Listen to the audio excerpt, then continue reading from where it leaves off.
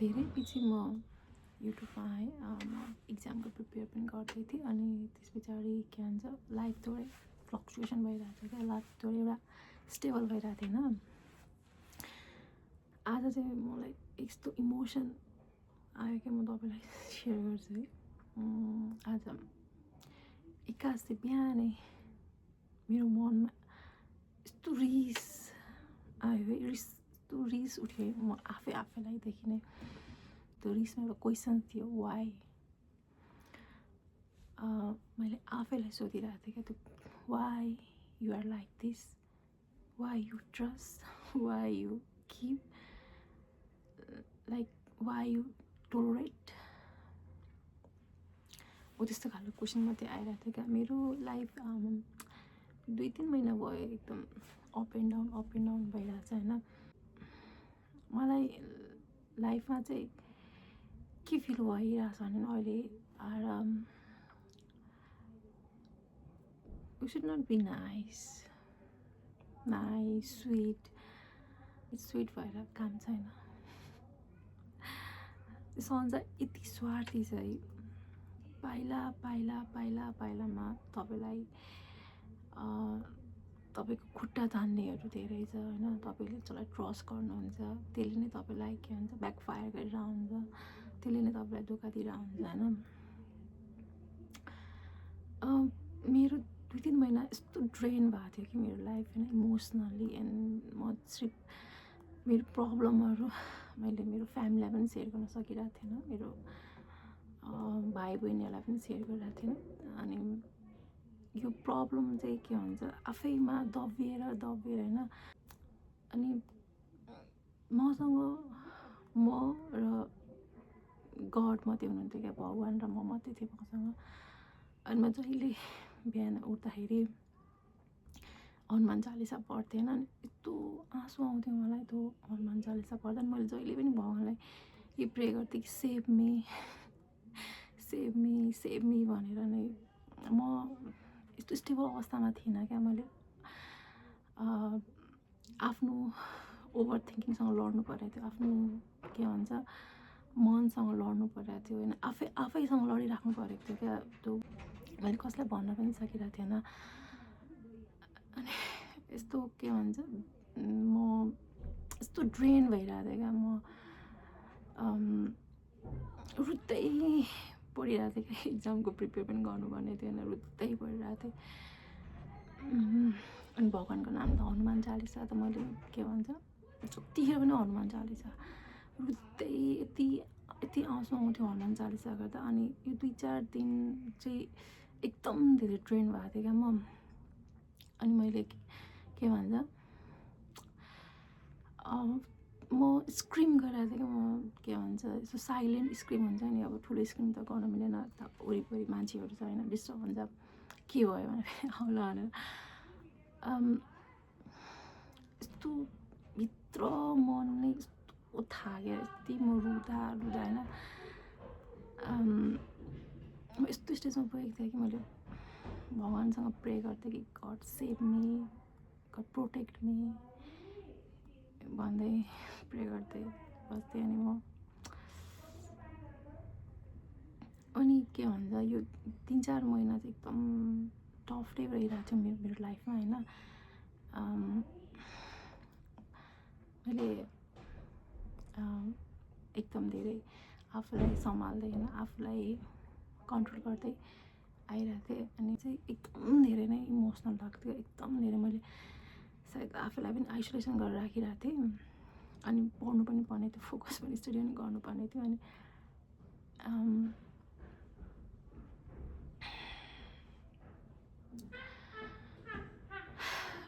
अनि यस्तो हालत थियो कि मेरो, यस्तो हालत भएको थियो है। अब म न खाना पिना सब आएको छ, न मजाले खाएको छ, न मजाले नसुत्नेको टुङ्गो छ। रातभरि पागल जस्तो के भन्छ पढिरहेको थियो, निद्रा लाग्दैन थियो। अब रातभरि म पढ्थेँ। 3 महिनापछि होइन आज बिहानै मबाट एउटा आवाज निस्क्यो क्या, भित्रबाट इनफ भन्ने। म बिहानै उठ्दाखेरि होइन के भन्छ यस्तो भारी मन हुन्थ्यो, कस्तो हेभी फिल हुन्थेन, अनि डर हुन्थ्यो, खोइ के यत्तिकै डर लाग्थ्यो, अनि एकदम ह्याप्पी फिल हुन्थ्यो मन। अनि म के भन्छ उठ्ने बित्तिकै हनुमान चालिसा लगाउँथेँ अनि सुनेर बस्थेँ। अनि यति इमोसनल हुन्थ्यो यो हनुमान चालिसा सुन्दाखेरि। अनि गडलाई प्रे गर्थेँ, show me the way, protect me and show me the way, what I have to do भनेर, के चाहिँ गरौँ म अब, मलाई बाटो देखाऊ, मैले मेरो लाइफ किन यस्तो भइरहेछ भनेर होइन।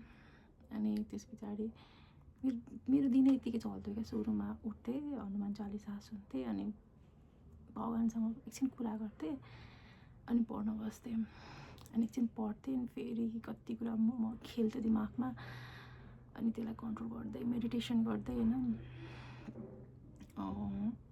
के भन्छ बस्थेँ। कहिले रुन्थेँ, कहिले चिच्याउँथेँ, कहिले भाइसँग कुरा गर्थेँ, कहिले बहिनीसँग कुरा गर्थेँ। अनि तर तिनीहरूलाई चाहिँ भन्न सक्दिनँ थिएँ, तर बोल्थेँ। अनि आज अचानक चाहिँ के भन्छ 3 महिना पछाडि आज अचानक मेरो मनमा के भन्छ इनफ भन्ने आवाज आयो क्या, पुगो। त त्यहाँदेखि खोइ के भयो भने म थोरै चेन्ज भयो जस्तै भयो। मलाई रिस छ मेरो मनमा आफैदेखि, अनि यस्तो मरेको जस्तो फिल भइरहेछ भित्रबाट, मनै मरेको जस्तो। रुन त मलाई एक दिन मन लागेको छैन, त्यो रिसमा एउटा क्वेसन उठिरहेको थियो कि वाइ भन्ने। सबैभन्दा ठुलो क्वेसन चाहिँ मैले आफूलाई नै गरेँ कि तँ किन यस्तो छस्, तँ किन इमोसनल छस् होइन, अनि किन यति छिटो मान्छेलाई ट्रस्ट गर्छस्, अनि किन यति धेरै गिभर छस्, किन अरूको बारेमा मात्रै धेरै सोच्छस्, त्यस्तै क्वेसनहरू आफैलाई गर्न थालेँ क्या। अनि जति पनि के भन्छ प्रब्लम मैले मेरो लाइफमा आइरहेछ होइन, म लडिरहेको छु, त्यो सबै मैले आफ्नै बानीले क्रिएट गरेको है। यो फर्स्ट त मैले के भन्छ मान्छेलाई निहाल्नै जानिनँ होइन, मैले आफू जस्तो छु त्यस्तै नै सोचेँ। मान्छेहरू सबैजनाले दुईवटा के भन्छ मान्छेहरू सबै एउटै हुँदैन, आफू जस्तो हुँदैन। तर मलाई चाहिँ के लाग्थ्यो भने मै जस्तो होला भनेर होइन। अनि मैले कहिले पनि के भन्छ निहालिनँ, ट्रस्ट छिटै गर्ने, हेल्प गर्ने होइन। त्यस पछाडि धेरै आफूलाई भन्दा उनीहरूको धेरै खुसी खोज्ने होइन, आफ्नो खुसी मारेर अनि उनीहरूलाई राख्ने। अनि जब हामीहरूले के भन्छ आफूभन्दा अरूलाई इम्पोर्टेन्स दियौँ भने यदि उनीहरूलाई यो रियलाइज भयो कि लाइक उनीहरू हाम्रो लाइफमा कति इम्पोर्टेन्स छ होइन, त्यो दिन जब तिनीहरूलाई थाहा हुन्छ नि लाइक तिनीहरूले ब्याकफायर गर्न थाल्छ। यो अरूलाई खुसी बनाउने चक्करमा नि कति आफू खुसी मारे होइन, कति सेक्रिफाइस गरेँ, कति डिसरेस्पेक्ट सहेँ, कति कुरा सहेँ। यति धेरै के भन्छ ट्रस्ट इस्यु छ, यति धेरै इन्सिक्युरिटी छ होइन। यो मैले के भन्छ आफ्नो सानो बालकपन, टिनेज, 20s, 25, 30 चाहिँ सबै नै अरूलाई खुसी बनाएर नै बिताएँ क्या। अनि मेन चिज चाहिँ के हुन्छ भने जति खुसी बनाए पनि कहिले नै खुसी नहुने। अनि every time they are searching like मेरो मिस्टेक। अनि एउटा सानो मिस्टेकले सबै खतम, मेरो त्यो राम्रो बानीहरू पनि सब खतम। म अरूलाई खुसी बनाउने चक्करमा आफू को नै चिन्नै सकिनँ। आफू के भन्छ मैले निहाल्नै सकिनँ क्या। मैले के भन्छ पाठै सिकिनँ। मैले के भन्छ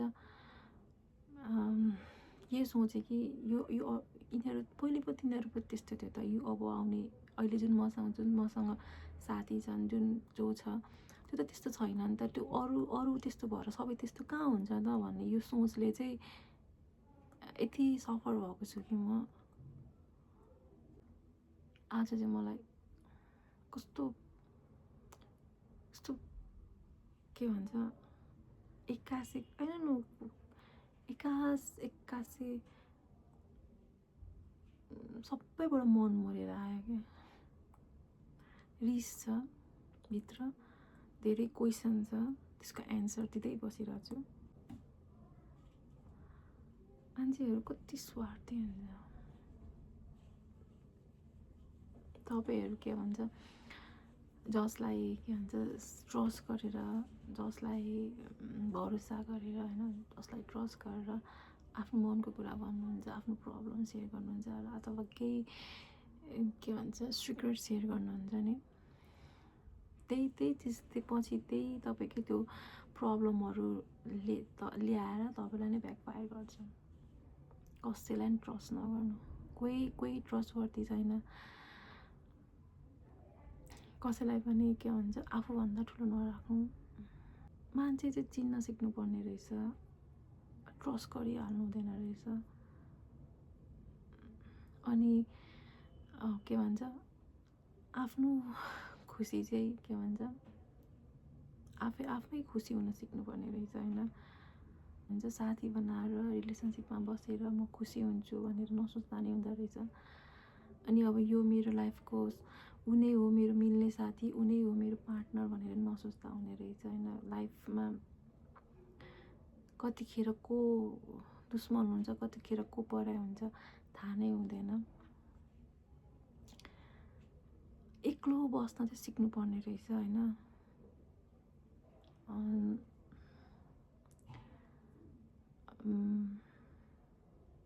आफूसँग टाइम बिताउनु पर्ने रहेछ आफू, अनि मान्छे चाहिँ चिन्नु पर्ने रहेछ। अनि यो के भन्छ नाइस भनेर काम छैन, यो स्विट भनेर नि काम छैन, यो म उनीहरूको समस्या बुझ्छु, उनीहरूलाई हेल्प गर्छु भनेर नि काम छैन। उनीहरूलाई आफ्नै हालतमा छोडिदिँदा हुन्छ। सबैको आफ्नो समस्या हुन्छ, सबैको समस्या समाधान गर्छु भनेर हिँडेर काम छैन।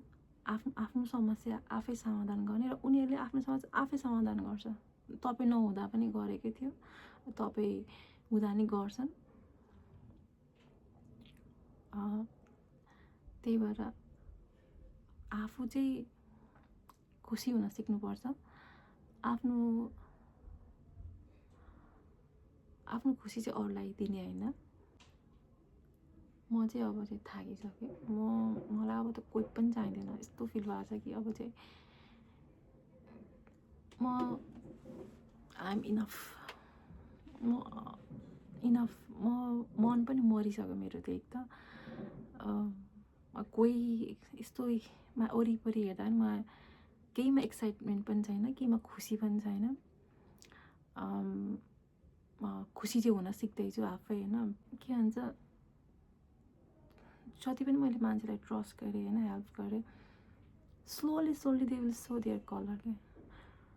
कुनै पनि मान्छेले मलाई के भन्छ यो सिकाएन कि मानवता अझै पनि जिउँदैछ है भनेर।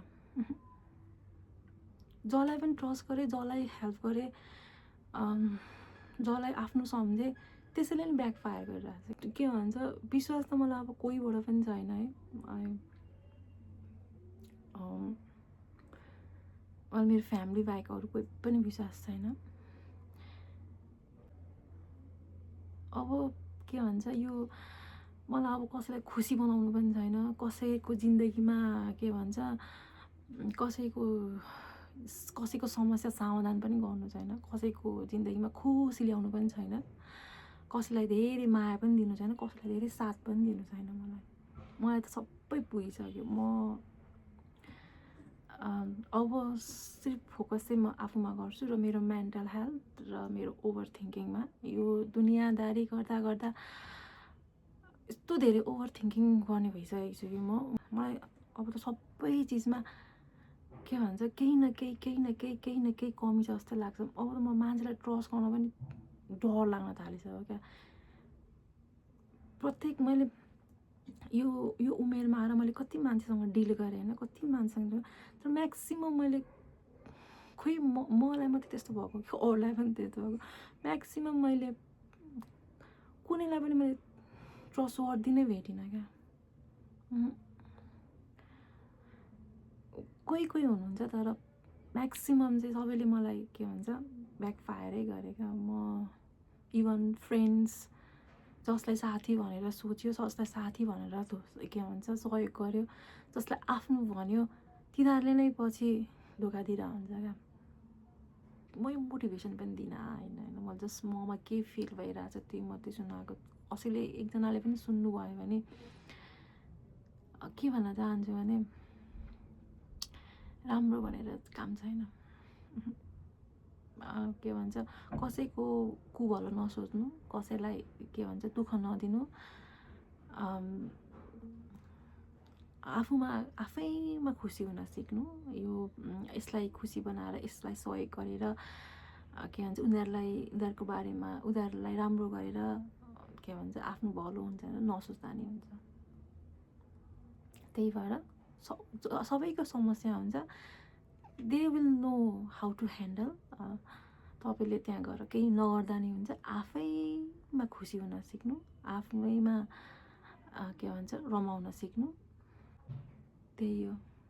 कसैलाई ट्रस्ट पनि गर्नु, कसैलाई ट्रस्ट नगर्दा हुन्छ।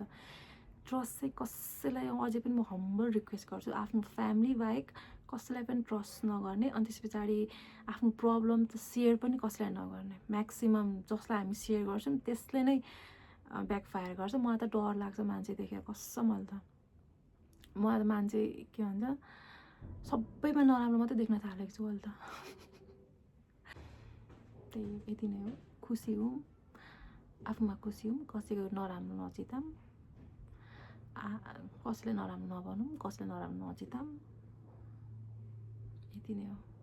आफू चाहिँ कसरी अगाडि बढिन्छ, कसरी आफ्नो लाइफ सेटल हुन्छ, कसरी खुसी हुन्छ, कसरी आफूलाई प्राउड फिल गराइन्छ, त्यसमा फोकस गरौँ। आफ्नो करियरमा फोकस गरौँ, आफ्नो खुसीमा फोकस गरौँ, यति नै हो। अरू दुनियाँदारी केही गर्नु पर्दैन। सबैले आफ्नो हातमा छोडिदिने, सबैले आफ्नो प्रब्लम आफै सेट गर्छन्, तपाईँ गर्नु पनि पर्दैन। यति नै हो।